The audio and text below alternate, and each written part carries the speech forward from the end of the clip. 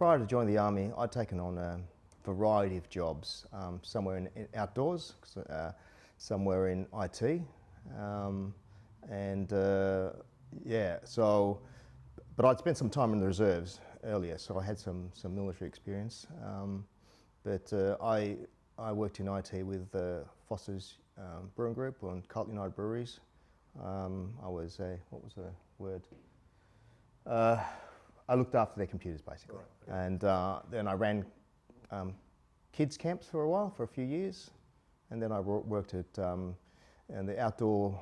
Well, that was outdoor stuff because I organised everything and ran activities and did risk assessments and that sort of thing. And then I worked repairing packs, rucksacks, and tents. I've done lots of jobs, lots of different jobs.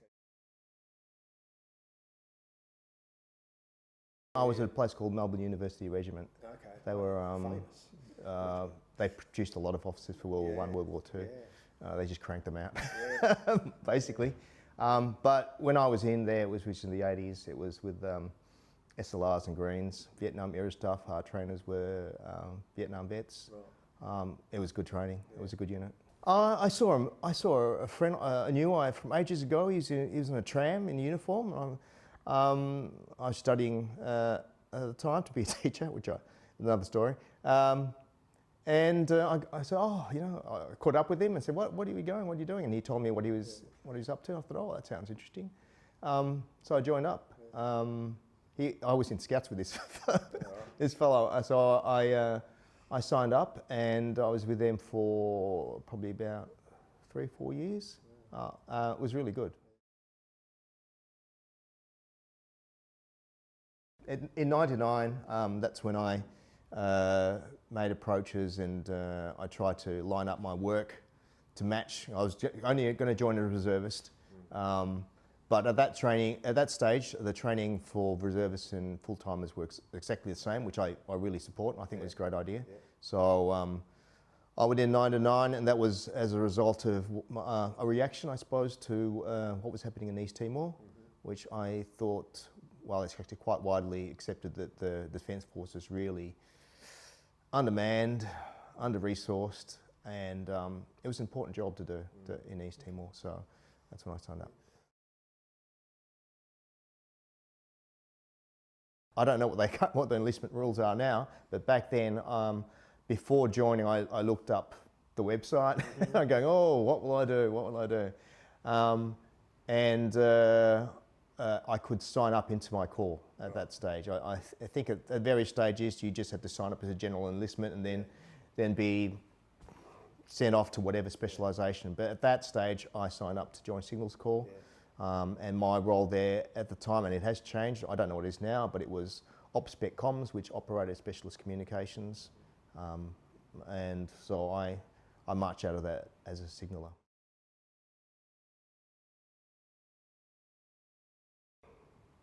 I wanted to do something where I thought I could be useful, that I can contribute. So here I was, a signaller at the School of SIGs in 2000. And then I did really well. I put in a good effort, and whilst I was there, unbeknownst to me, they were looking for good signallers to go to Special Forces. So I was asked nearer the end of the course when most of the results were in, and they could see how everyone was travelling, whether I would consider being posted to Western Australia. And I was a little bit taken back because as far as I knew, the normal procedure for anyone posting there would be one of two ways. One is either they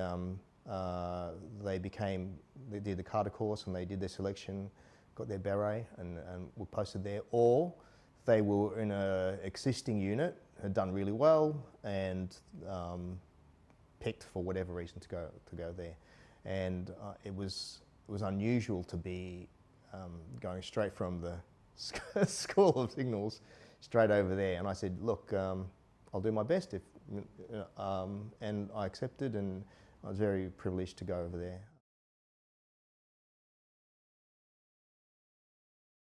everybody wanted to go. Yeah. But the way it happened was rather shocking. I remember waking up to the morning of September 11, and Laura said, "You've got to look at this on TV." Sort of theory-eyed, had a look and go, "Oh, wow!" And it looked just like a movie. And then we went into work later the day when we were watching TV again, watching this footage, and we just looked at each other and we thought, "Oh, we're going to be busy." Yeah. And we were. Yeah. Pretty much as soon as it happened, Australia committed to the US. Almost immediately. The Prime Minister was there in the US at the time. So, and we are allies. So the commitment was there, and we were there. I wasn't there, but the unit made its presence there pretty much right from the start of that year. And I was in that first year of rotation on the following year. And it was it's been gone on for a long time, but in that first year, it was pretty rough.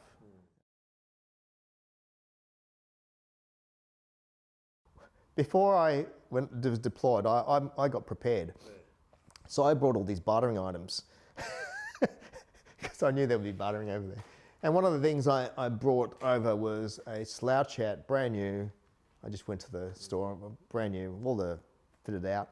And I swapped that out for a set of Gore-Tex jacket and trousers. And so that was my trade, which worked out really well actually. So they had their wet weather gear was nice. We relied heavily on them for things like aircraft. So their gear was generally better, but ours was pretty good too.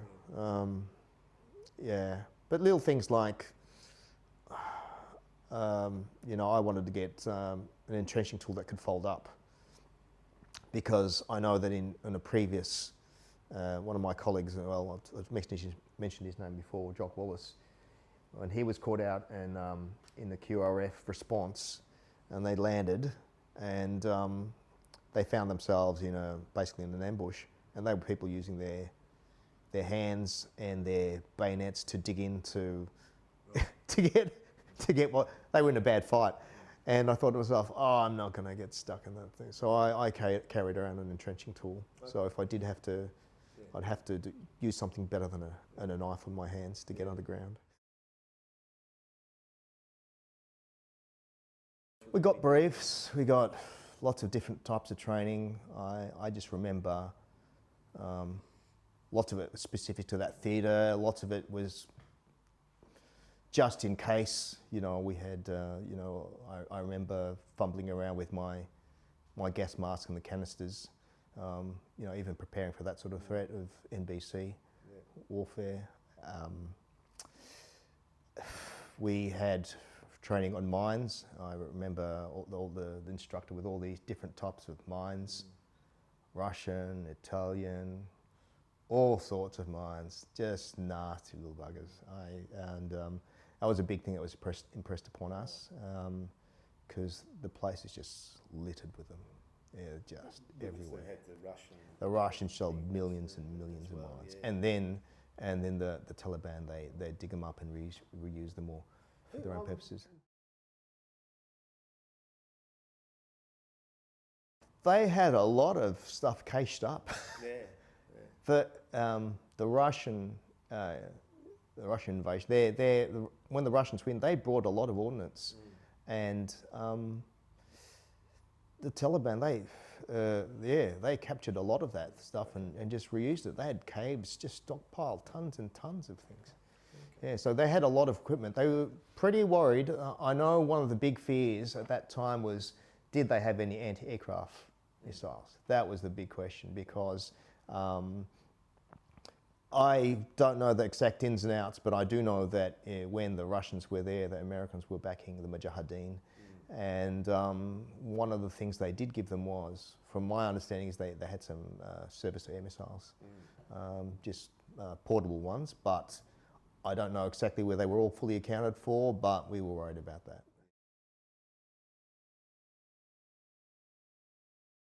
We did move around a bit, but most of it was based in a place called Bagram.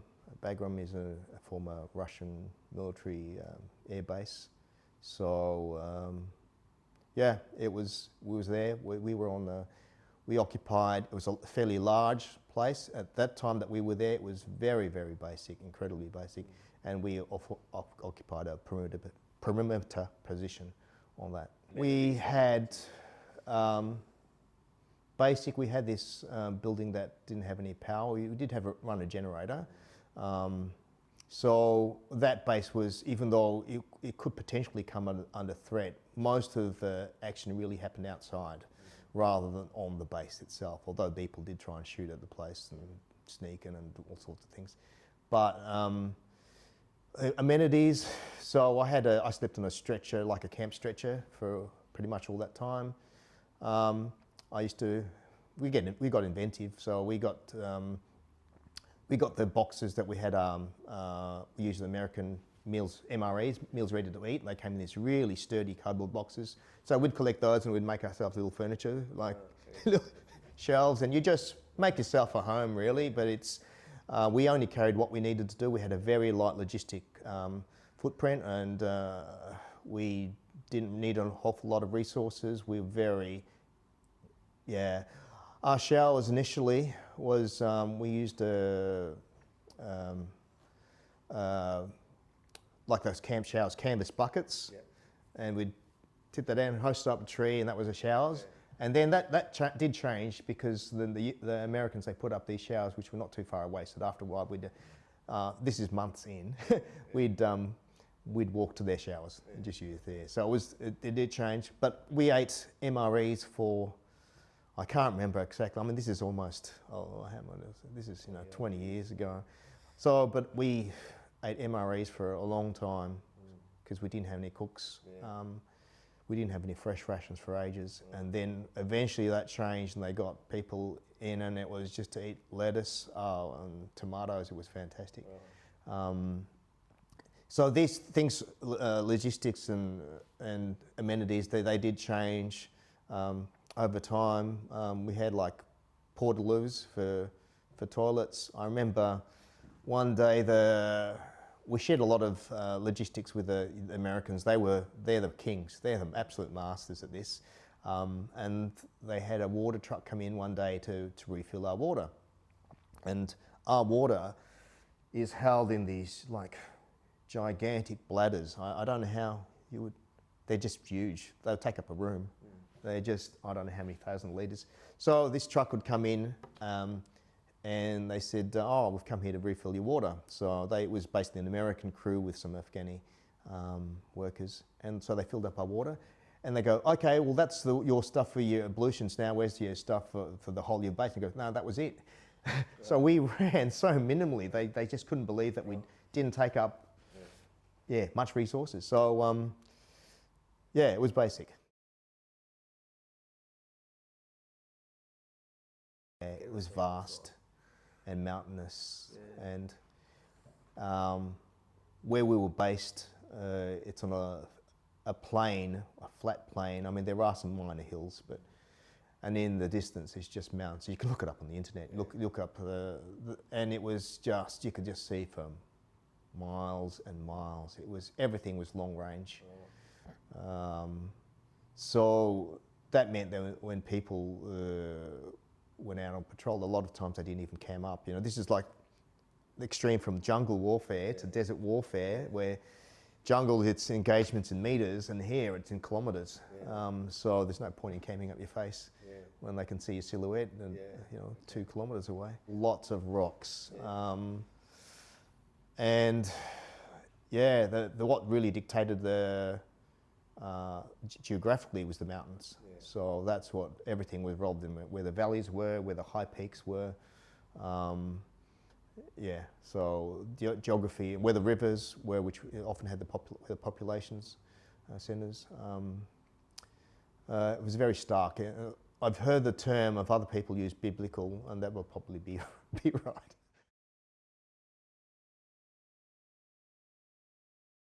We didn't have a day off. So it was work every day. recreation, you had to be inventive. I made use of my time when I wasn't working, and I would socialise. I would chat with Americans, go around Bagram and see what was there and who's who, what's what. And things slowly changed after a while. You know, I think after a few months in, they put in a cinema. When I say cinema, it was like they got a hall and they put a projector at the back, and people would sit on the floors and watch film. That probably didn't happen till late in the year. Yeah. They opened up a Red Cross there. I used to drop by there sometimes and check out what was going on. What we do sometimes is you find a way, because you do need to have some downtime. When I went over there, I thought about it, and I thought, oh, what will I do? Because I can only carry so much.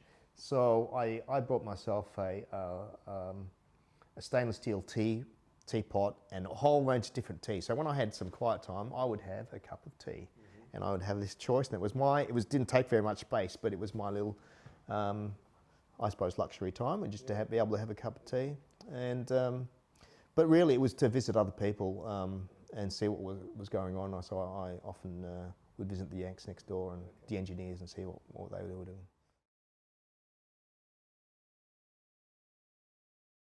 And that's probably something a lot of people in later deployments didn't have as much of. We would go to the local bazaars and barter with people when we could, when it wasn't a job on. And we would interact with them that way. There was quite a few that spoke very good English. Shopping there in a bazaar was fascinating. I remember walking down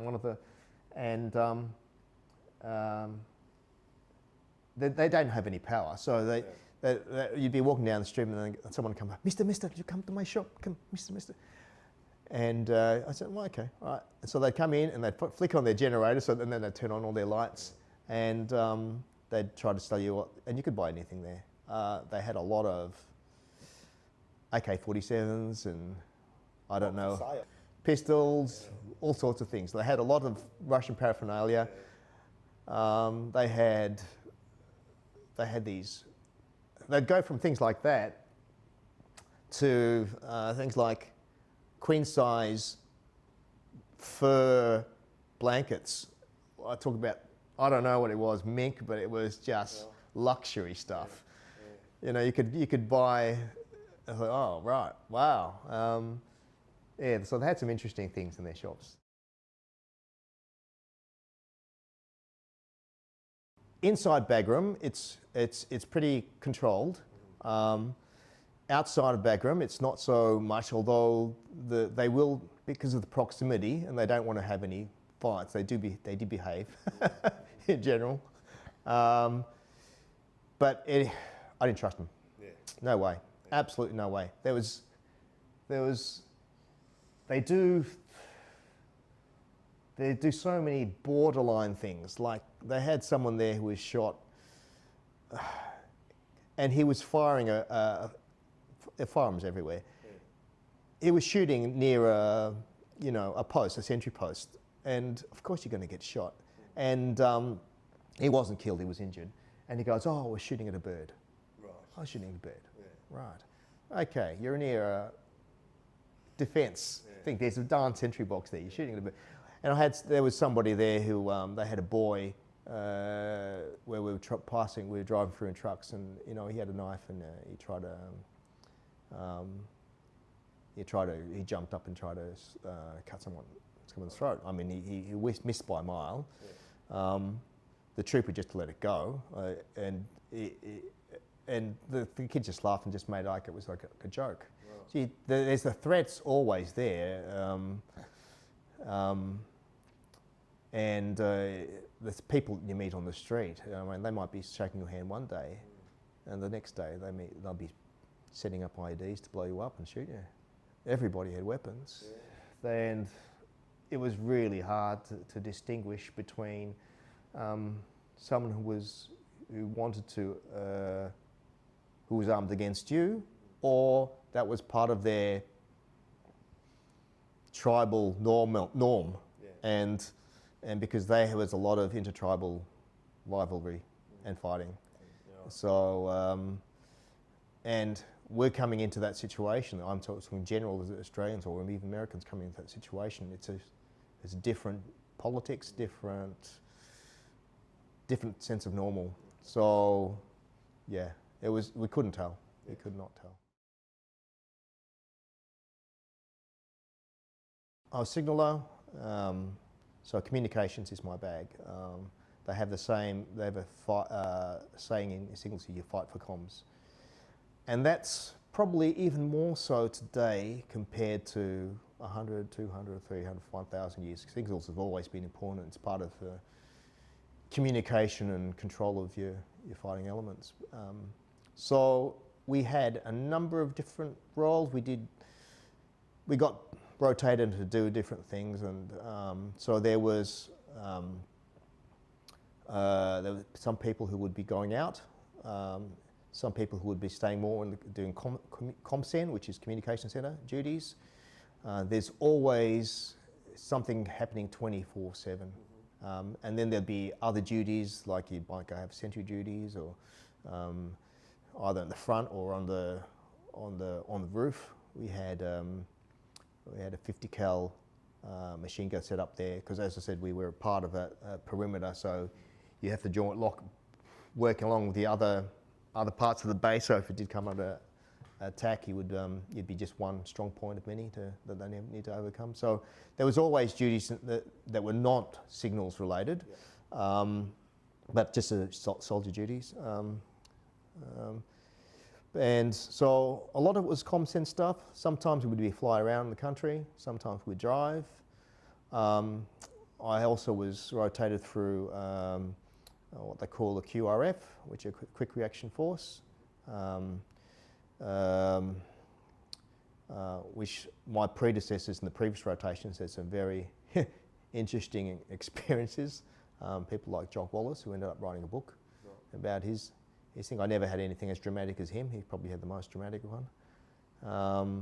So there was foot, vehicle.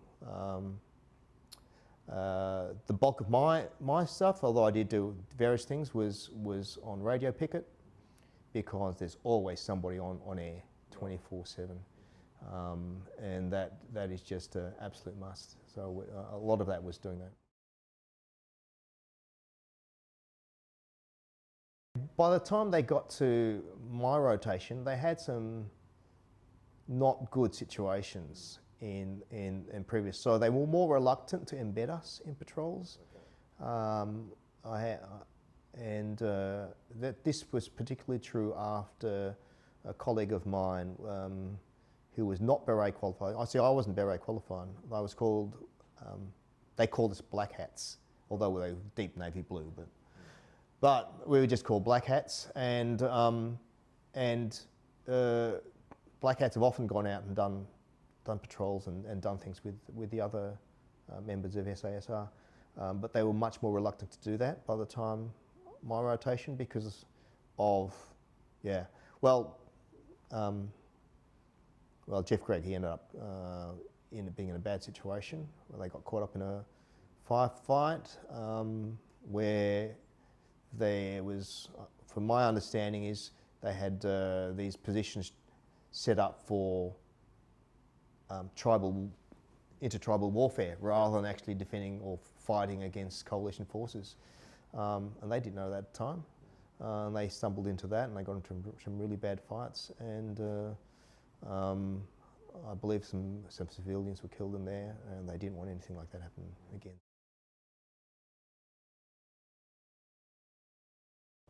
The Chinook was a very popular aircraft that we used. Black Hawks, of course, Black Hawks and Chinooks, and I didn't mind them. I didn't like going out in helos, helicopters. I didn't mind aircraft. I didn't like going out in vehicles. I didn't really want to go out. I didn't say to that. There was preference. Helos are good because they didn't hit IEDs, and they didn't have They didn't have, well, they did have RPGs, and they did take out a few of them, you know. And, so I can't say there were a few helicopters shot down. Yeah. But in general, they were safer than being on a truck. And yeah, I didn't mind them.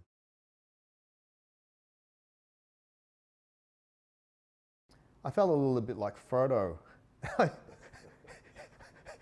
It sounds amusing, but one of the jobs I had was handling the cryptography. Yeah. So, and we would sometimes need to physically go out to different places and change or update their crypto. Mm-hmm. So, yeah, that was one of the tasks we had. So it was pretty good because we'd go out and I'd have the stuff on me, and you just have to have everybody armed to the teeth, and they were there to protect you.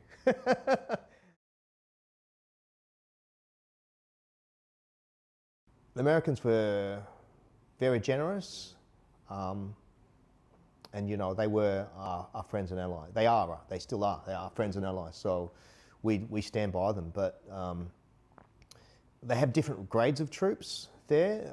So some of them were really good, some of them were not so good. But look, they had different roles. They had different jobs. A lot of the Americans I met there were people who would. Sorry. That's all right. A lot of the Americans I met there were, how would I say, they went to uni, they went to college, I think I called it. They went to college, and they had a deal that if you did join the reserves, they'd pay for your college fees. Right. A lot of them didn't realise that a war would start up, and then after they finish their training, their card would get called in, and they say, okay, you're a reservist, you did that training, we paid for your college fees, oh, well, we've got a war. So a lot of them really weren't expecting to be in a conflict or to be even called up for any sort of service. Yeah. So there was a lot of engineers, there were a lot of, had an awful lot of engineers there that were, you know, recently come out of college, and they had a limited understanding of the war. They did their job, I suppose. They did a lot of mine clearance, lots and lots of mine clearing. But they just handled that. Sometimes interpersonal skills with Afghanis really were a bit worrying. There was one incident there where I wasn't there. It was just recalled to me, but where the helicopter had some engine problem, had to land. So they landed in a field, and what appeared to be empty, but lo and behold, you know, all these people start milling around, and the Americans, it was both Americans and Australians on the helo. The Americans hopped out. They did what you would expect. They did a 360-degree defensive perimeter around the helicopter, and the Australians came out. They went out and they shook everyone's hands and said good day and said hello. And that was what they needed to do, is to de-escalate, you know. Just to be able to, I think it makes a big difference in just how you treat people. You've got to, you know, we were there, it was impressed upon us that, you know, it's not our country, it's their country. And it's, I mean, how would you like, you know, the shoe to be put on the other foot if you had another nation in your place? So we tried to be very respectful where we could. I remember there was a time there, this is not far from where I was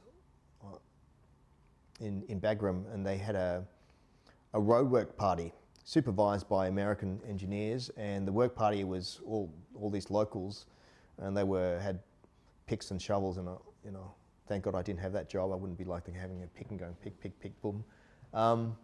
But they're walking down the street, and this either officer or NCO was riding along the main road on top of his Humvee, and he was yelling at these workers to get out of the way. He's like, get off the effing road, and you know, get out, can't you see where I'm? I thought to myself, what a silly way he didn't think anything of it, but I think myself, for starters, that work party was under American control already. He should have just said to the person in charge, saying, look, buddy, can you get your men off the road because we need to do this or whatever? But instead, he just wanted to throw his weight around, saying, oh, you get off that. And I thought to myself, if I was one of these on the work party, if I was like a 16-year-old adolescent there, I would go home that night and say to Dad, I said, look, Dad, you know, I might join that. I wasn't sure before, but I'm going to join Uncle Ahmed, and we're going to go. I'll help him with his job, and I'll do what he asked me to do. I said, and it'd be enough to tip someone over to saying, I don't know whether I'm going to fight them, or to this point where, yeah, I hate them. I'm going to fight them, and things like that. You've got to be smarter, and you've got to be more respectful. So that was the bad side, but you know, they on the fighting side, they'd do anything they could for you, and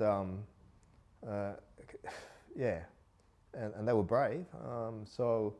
But just into the, and you know, I'm only seeing little snippets here and there, but from what I saw, they could probably relate to the local a little bit better. Yeah.